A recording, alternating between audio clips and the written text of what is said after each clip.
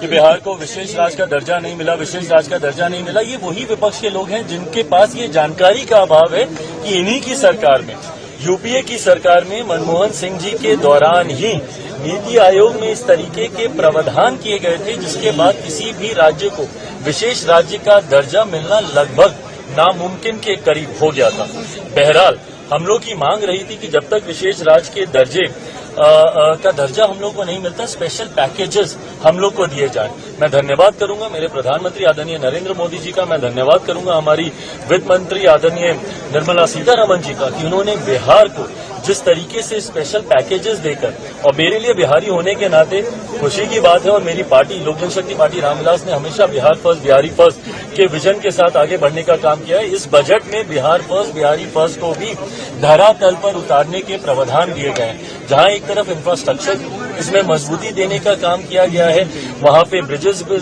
बना के, वहां पे क्या कहते हैं मेडिकल कॉलेजेस की बात हो, वहां पे एयरपोर्ट्स की बात हो, तो जहां एक तरफ बिहार के इंफ्रास्ट्रक्चर को मजबूत किया गया है, वहीं वहां की अर्थव्यवस्था को मजबूत देने के लिए वहां पे अलग अलग राज्यों में गया हो, राजगीर हो, अलग अलग राज्यों में जिस तरीके से टूरिज्म को भी वहां पे बढ़ावा देने के लिए प्रावधान किए गए हैं, जिस तरीके से बाढ़ की एक बहुत बड़ी समस्या जिससे हम लोग हमेशा दशकों से हम लोग परेशान रहे हैं, उसके भी समाधान का जिक्र इस बजट में किया गया है। तो मैं मानता हूं बिहारियों के लिए ये बहुत खुशी की बात है और पूरी बिहार की जनता प्रधानमंत्री जी का धन्यवाद करेगी। बट ओवरऑल भी अगर इस बजट को देखा जाए तो पूरी तरीके से समावेशी बजट है। पिछले 10 सालों में भारत की अर्थव्यवस्था, एक मजबूत अर्थव्यवस्था का लाभ हमारे समाज के हर वर्ग को मिले, युवाओं को मिले, महिलाओं को मिले, किसानों को मिले, मध्य वर्ग के लोगों को मिले, इस बात का ध्यान भी इस बजट में रखा गया है। मैं मानता हूं कि एक बजट, ऐसा बजट जो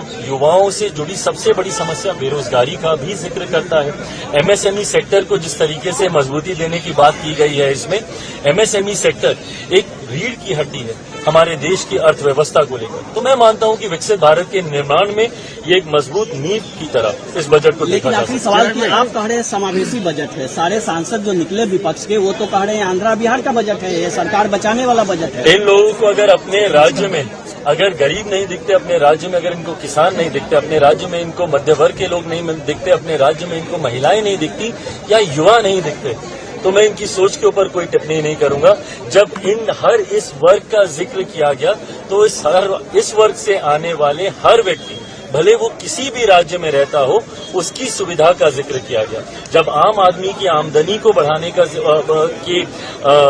बचाव को जो वो बचत करता है उसको बढ़ाने का जिक्र किया, तो ये हर राज्य के व्यक्ति का जिक्र किया गया। पर अगर इसमें उनको उनके राज्य का जिक्र नहीं दिखता तो ये उनकी सोच हो सकती है।